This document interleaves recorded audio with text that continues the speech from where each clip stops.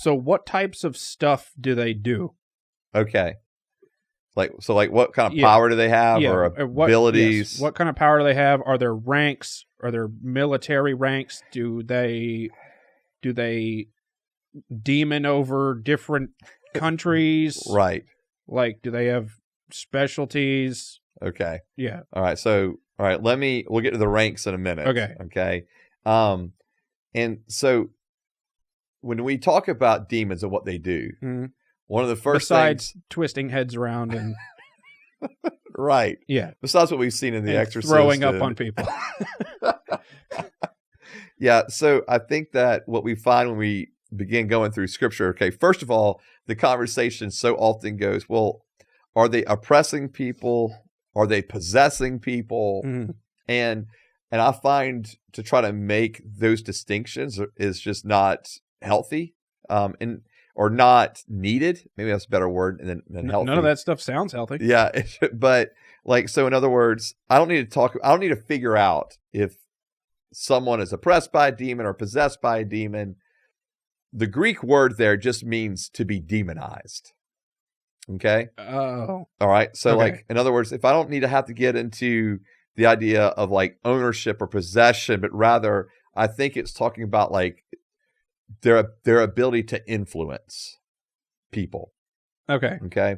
And so whether they're inside you or not inside you, correct, or making you do the things. Correct. But they're influencing you one way or the other. Okay. Right. Just as you said, whether they're actually in you or whether they're, because the things that they do that you're talking about here is often one of the kind of larger word we'll use is torment. Right? Okay. They're tormenting spirits. And so in other words, they torment people mentally, emotionally, physically. They entice or harass, compel.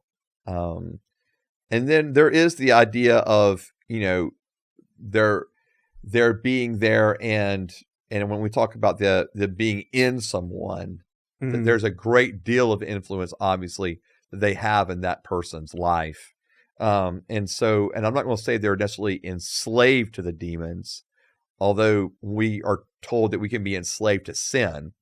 But the idea of the fact that they are heavily influenced by a demonic power within them. Demons deceive and demons attack the physical body. So those are the things that we see demons doing. Okay. Yeah. As far as the rank is concerned, and are there these different ranks? So Ephesians chapter 6 is often a passage that is used to talk about demons and to talk about rank and if they actually have rank. And so in Ephesians chapter 6, verse 12, for our struggle is not against flesh and blood, but against the rulers, against the authorities, against the cosmic powers of this darkness, against evil spiritual forces in the heavens. And what some people will do is take that and say, okay, well, there's this overarching hierarchy within the demonic. Okay. And they'll take each of those phrases, those statements, and kind of break them down and kind of start it from this idea of, all right, well, the principalities, as it's often translated in many translations, there's these principalities. All right, these are the big guys. They're the ones that are overseeing the demonic activity over a nation. And that's derived from a chapter in Daniel where the Archangel Michael comes to Daniel and tells Daniel that he would have been there sooner to Daniel. However, he was held up by this seemingly what it seems to mean is a principality or a force that was over the land of Persia. Okay. And so the fact that there is demonic influence over nations does I think that's probably a true statement in the sense of you can look over nations and see just areas of wickedness that just seem to exist. And it does seem to change from country to country. And some people will say, well, that's just cultures or those kind of things. And I get that. But I do think there's probably this larger sense of the spiritual realm that's behind that. Because I think that's one of the things that we as Christians even do not just talk about often enough is the fact of there really is a spiritual realm. Right. And so often we kind of lock into what is the temporal things we're seeing. But like Paul says here in Ephesians 6, our struggle's not with flesh and blood.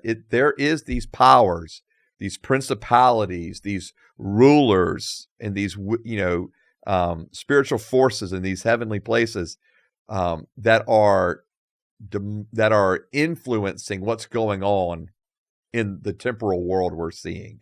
So we have American demons. Demons of the United States of America. I would call, if you want to put it that way. Okay. And those are our demons that we're dealing with specifically. And and I do think you'll find that from country to country where there seems to be these larger places of wickedness that are found in different countries. Okay. And I do think we have to be honest that there is more than likely a demonic reason behind that. And so if you want to start labeling, well, there's these demons over nations or over regions, as crazy as it may sound, it would not surprise me, I guess. Well, we shouldn't let any of the other regions' demons into our country.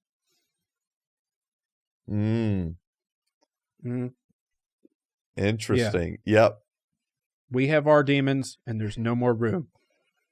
We're maxed out. They're tired of dealing with you. Okay.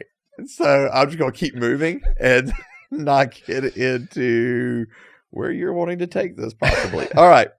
And so I think that, we see those things. One of the things that, because I talked about kind of the idea of like harassing and that kind of thing that demons do, is that in the what I'm getting, so if you have like the ranks, right, they're like the large like over a region, over area, those kind of things.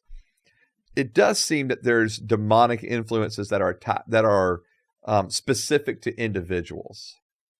Okay. And C.S. Lewis, in his book Screw Tape Letters, talks about this. And C.S. Lewis, I'm supposed to read that or something. Yeah. I've never read it. It'd be good for you to read. Okay. Yeah. A lot of people know C.S. Lewis from like the fantasy books or children's books, Chronicles of Narnia. Yeah. But he also was a brilliant scholar. Okay. And wrote other books outside of, like, his book on like mere Christianity, for example, is like one of the staple books for individuals that come to know Christ read. It's just historically, over the last, less than 100 years, but since mere Christianity came out in the 1900s, it's just been one of those kind of staple books that people have read. But he wrote another book called Screw Tape Letters. And it's an individual. Well, it's this interaction between two demons. Okay. And when I'm getting to the rank kind of thing here. In the Screw Tape Letters, there is one demon that is kind of overseeing all these other demons in their assignments. Okay. And it's one demon writing to his boss, if you were, about what's happening, how things are going with the individual that he's been assigned to. Oh, an individual. Yeah. Okay. And so I do think that and the way that the demon is portrayed in Screw Tape Letters is not the demon's not doing these horrible things like afflicting them with these illnesses or causing them to come into these huge, massive sins or those kind of things. But rather, the demon is basically distracting the individual, trying to cause the individual to become a nominal Christian. I'm not touching you. Yeah, in the sense of like, well, even if I can't get him to like leave Christ, I just want him to be ineffective. as a Christian in this world. All right. I don't want him to lead others to Christ. I don't want him to influence others toward Christ. So let's get him distracted. Not good enough. Things. Make him jump off a bridge. Right. Get him dead. Yeah. Yeah. And so, and I guess the final thing that I guess all of the demons ultimately are doing is leading individuals astray from God. Okay. Yeah, and from the truth. And so that's ultimately what they're doing, is leading people astray.